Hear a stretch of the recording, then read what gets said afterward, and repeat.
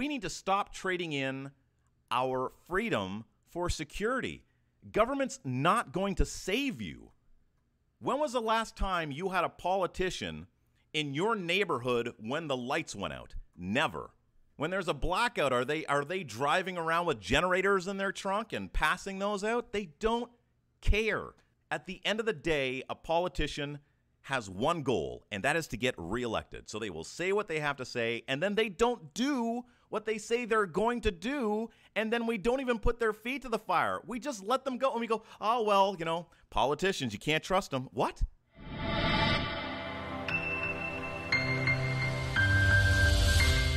Hey, how you doing? J-Man here. And thank you for having it locked to the launch pad. And I'm just going to be doing this one on my own, which is not typical. Usually I have a guest. And this is an episode that maybe you would hear when someone is doing their podcast for the very first time. And the reason being is that I think it's really important for me to talk about my character arc. Like, how did I get here? What shaped me into the person that made me want to do the podcast that I'm doing right now? And the truth is, it's almost completely by accident. I'm a former radio announcer, did that for about 17 years. Mainstream media, never really questioned a lot of things, right? I had my doubts when it came to the 9/11 narrative. Did we land on the moon, this, that, whatever, but never giving anything any real serious, like, introspective looks. It would happen in passing conversations. It would be interesting just to get other people's points of view, but I noticed very early on by talking about those things, it would make people uncomfortable, or they wouldn't want you to talk about these things. And then I would just start having these conversations with, like, close friends that were a little bit more open-minded. So when I started this podcast, I was just doing it as kind of a funnel to bring people into my friend's business development company. I was talking solely to entrepreneurs. And when COVID hit, that gave me the opportunity to start reaching out a little bit further because people weren't meeting in person anymore. I thought I'd use the reach of the internet to try to talk to other interesting people. And shortly after that, I saw that I did not like the way that people were treating one another during the pandemic. I wasn't so strong on the narrative either. I was questioning a lot of things, and I didn't have faith in the powers that be to kind of like guide us through the way that I would expect people with leadership skills to do. Instead, it was a lot of scarcity, it was a lot of fear, and it was a lot of dictating. And the one thing that I most definitely had absolutely no respect for were the mandates. I understand that they had to implement mandates. They wanted to try to keep people safe. But as we got through the pandemic more and more and more, and we started introducing vaccine passports, I'm like, I can't just sit here and do absolutely nothing. I want to use my platform to talk about these issues. And there are people that will listen to my podcast or not listen to my podcast because they think I'm right-wing or I'm far-right. When the reality is I had a couple of guests that would lean right or be considered to be on the right. And because of that, people from the left would just stop coming on my show. And I don't like using the term left or right. I think is divisive. I think we need to stop blaming each side. The reality is we have to maybe shy away from the far left, shy away from the far right, and maybe spend a little bit more time just trying to come together and start holding the powers that be accountable for the things that they say they're going to do to make the world a better place, i.e., that would be the politicians. So when things really changed for me, I had a gentleman named Randy Hillier on the show, and he was part of the PPC, and he was openly defying mandates to where he was encouraging shops to stay open when government was saying they should stay closed. He was leading the no lockdown movement, and I decided to have him on my show. And because I had him on my show, man, did I ever take a lot of flack. A lot of people calling me a right-winger, like extreme right-winger. Why would I be giving this gentleman a platform? Like, why am I giving him a platform to speak? Because mainstream media was not.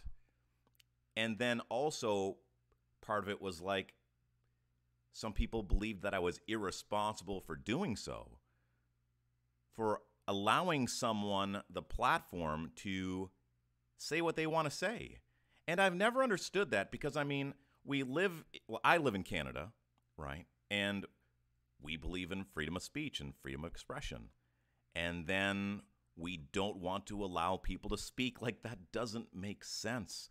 For instance, I'm going to give you an example. I don't like horror movies. I think they're insane. I don't understand why anybody would want to go to a theater and pay money to reenact something horrible, something horrific that hopefully they would never have to see in their life, because if they were to see it in real life, they would be traumatized. It would likely ruin them. Like, I don't need to see someone's brains splattered on a windshield. I just don't want to know what that looks like. But some people do. Now, I'm not encouraging that we ban horror movies, right? I can just elect not to see them. And I don't understand why that doesn't seem to translate well when it comes to other subjects, like the narrative during the pandemic, where your freedom of speech was being censored, and it was being done to a degree that we have never seen before. When I was talking with David Icke, and we were talking about freedom of speech, I'm like, how does a person know that their freedom of speech has been infringed upon?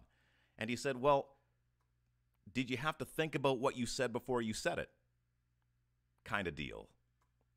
Meaning, like, I'm thinking before this comes out of my mouth, I'm not worried about, like, offending people. Just before this comes out of my mouth, like, is this going to get me canceled? Am I going to get fired? Am I going to lose friends? I'm not saying that people should not be held accountable to the things that they say, the things that come out of their mouth, but we're living in this world right now where people are afraid to speak their truth because they don't want to be punished. And because they see it over and over again in the mainstream media, it makes people just want to recoil, and it's not even worth it. I see these videos on YouTube where they're asking some parents and just passersby on the street some asinine questions, or asking them to sign on the dotted line for a petition for some really bizarre, weird things. A lot of the questions will usually circulate around things that are political, but they would say, do you think it's okay for, let's say, a transgender female to play in a female sports league, like against their daughters? And they're like, oh, yeah, sure, I would. I think everyone should be treated the same, which I think so too. I think everyone should be able to do what they want to do with their body. But the reality is that mother may not be saying the same thing behind closed doors. Or if she had a daughter that was in sports that used to always get on the podium, that isn't getting on the podium anymore because there are 3 transgender females that are now winning all the races. I should be able to speak on things like this and not worry about the repercussions, because I'm allowed to have thoughts. I'm allowed to have opinions. And so are you. And those opinions, I mean, they don't have to agree with one another. That's how it works. There are 8 billion people on this planet, 8 billion different life experiences that brought us to where we are today, and to think that everyone's going to share our points of view is absolutely ridiculous. So why are we spending so much time censoring one another? I have a group on TikTok. We call ourselves the Kindness Crew, and we've talked about the pandemic the whole way through. Well, at least like the last 6 months or so. And we talk about the vaccination debate. We talk about transgender issues. We talk about racism. And we don't have a whole bunch of arguments.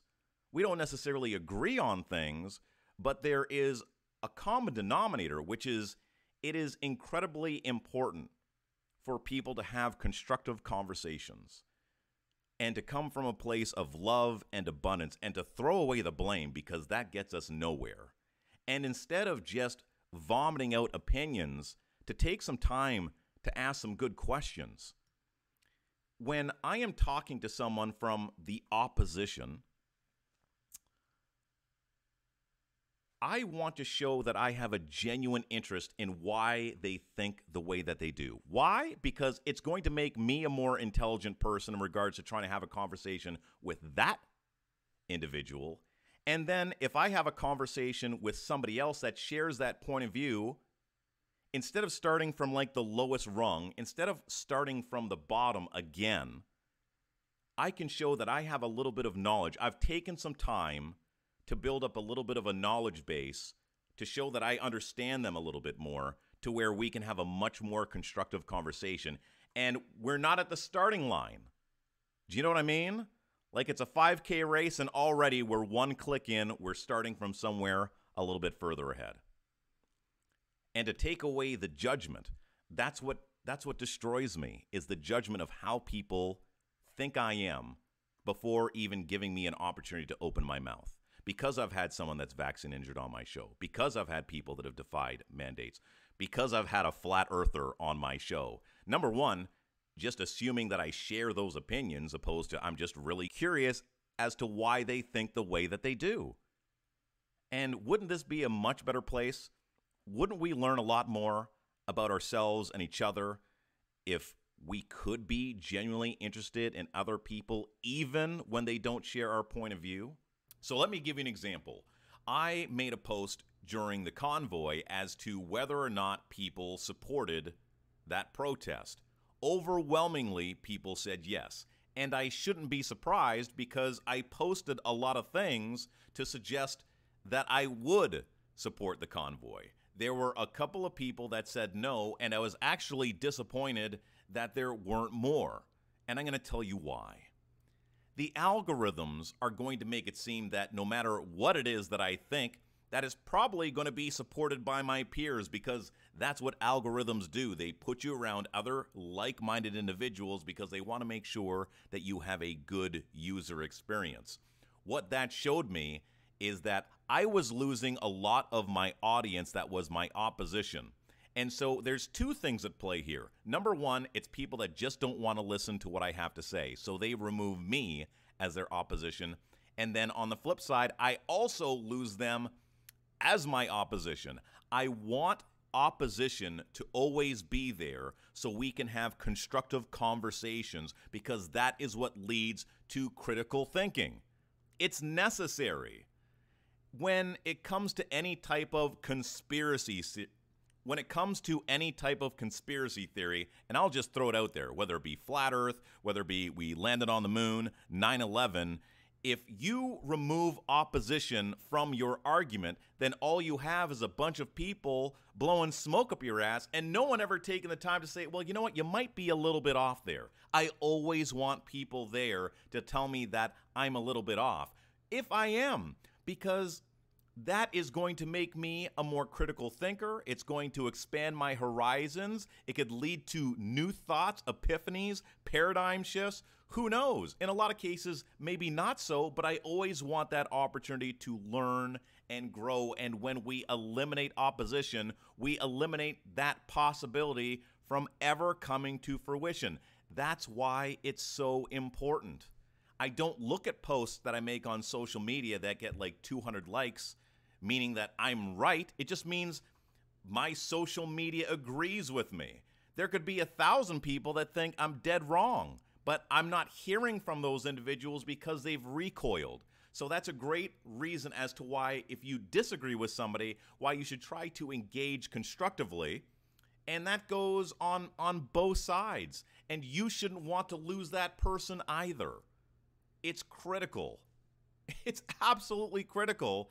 And we have to do our best to stimulate one another to do exactly that. Because when we do the opposite, we close doors, and that's where extremes come into play. When you are no longer willing to listen to opposition, you either become extreme left or you become extreme right. And what we need to be doing is meeting in the middle, creating better policies and greater ways of thinking. If you think or have someone on your podcast that thinks the earth is flat, that makes me a right-winger. If I have someone that defies mandates, I'm a right-winger. If I have someone on my show that questions the 9/11 narrative or the COVID narrative. I am a right-winger. If I have a free thought, it seems to me that I'm a right-winger or a conspiracy theorist. But if I watch the news and I stay informed, well, I'm just falling into line and I'm doing what I'm supposed to do. And that just gives me Big Brother vibes. Like 1984 is here, where the TV tells us to do something and overwhelmingly we do. The most scary part of the entire pandemic for me is when they made masks mandatory here in Canada. And I'm telling you, within my city of 1 million people within 2 days, because of a cell phone that gives them access to everybody all at once, within 2 days everyone was wearing a mask. And I'm like, what the fuck is going on here? It's too easy. In regards to trying to have people on my show having constructive conversations, I purposely did not have doctors come on the show to talk about their findings of the data in regards to vaccines and what they saw in the data that did not agree with the mainstream narrative that we were being fed. And the reason I didn't do that is that I knew that people already considered me to be somebody that's on the right. And of course I would have someone on my show to be anti-narrative because I just spit out misinformation. Like, that's what I do. I purposely did not. I continuously tried to get someone from the left, someone on narrative, to come on my show and talk about the reasons why people should be vaccinated, even though I didn't, right? Or not necessarily to tell them that they should be vaccinated. I don't care what you do with your body. But to dispel maybe some of the myths or whatever. Just to let them fucking say their piece. I don't care. They can just say whatever they want to say. I can agree or disagree, and then whoever's listening can agree or disagree, and then do whatever the fuck you want with that information. And, like, you can just leave it there on the table. It's just information. Why do we live in this world right now where people are so afraid to just look at the information? Or even if you don't want to look at the information, why are they so afraid of other people just looking at information? And when people say, well, Jay, like, what would you have done differently? I'll tell you what I would have done differently during the pandemic, is I would have had everybody taking a look at the information. I want all the best minds sitting down at a table, sharing all the information, and then having those brilliant minds work towards, like, an end game to how we could fucking finish all this shit. Opposed to all the people that opposed, like, the narrative, we're just going to shut all of them up, including one of the gentlemen that was responsible for the mRNA vaccine, and say, like, yeah, well, we just don't want to hear your side. I want to hear all sides, right? Like, I'm intelligent enough that I believe I can make the decision that's right for me. I don't need Big Brother doing that. I don't need that TV screen telling me what to do. 2 + 2 is 4. You want to think it's 5? That's fine. That's you. But I don't need to fall in line with that. So I purposely went out of my way to try to not be that guy, like to not be that predictable. And this is where I kind of had my own epiphany. I'm like, I'm going to ride out the rest of my season, but when I do my new season, I'm going to be doing it from a new place. And while I was trying to get doctors to come on the show and talk about vaccines and say whatever it is that they wanted to say, right? And I would challenge them with some just common sense shit. Like, what are we doing with wearing a mask when we walk into a restaurant and sitting down at a table, taking on, like, come on, like, really? Like, that's our science? Anyways, I could go on and on and on, but those would just be the common sense things that I'd want to talk about, opposed to trying to get into the raw data. And we were talking about every life matters, right? Do you remember that? Every life matters. They wanted to fucking save everybody. And doctors would say no to coming on to my show. And the reality is that most people that listen to my show were reluctant to get vaccinated if they did. Some, I'm sure, just wanted to, because I try to do a very balanced show. I'm not making anyone feel like like they're stupid. I respect people's choice, and nobody has to give me a reason as to why they did what they did with their bodies. But we're talking about saving every life, and a doctor that could easily take a look at my show, which they did, which is why they didn't appear on it, is that there would likely be individuals that are listening to this podcast that aren't planning on getting vaccinated. And this is the vaccination that's supposed to be saving lives. So why, as a doctor, I think it's criminal. Why, as a doctor, would you refuse to come on a show to talk to individuals that are highly unlikely to get vaccinated when it's all about making sure that they do so you can save their life? You're like, I'm just going to try to save everyone's life that's on the left, and the people that don't agree with what I have to say, you know what? I'm not even going to waste my breath. And that just disgusted me. I could name some doctors that I reached out to over and over and over again. I wonder what they'd have to say now. Are you looking at the data now?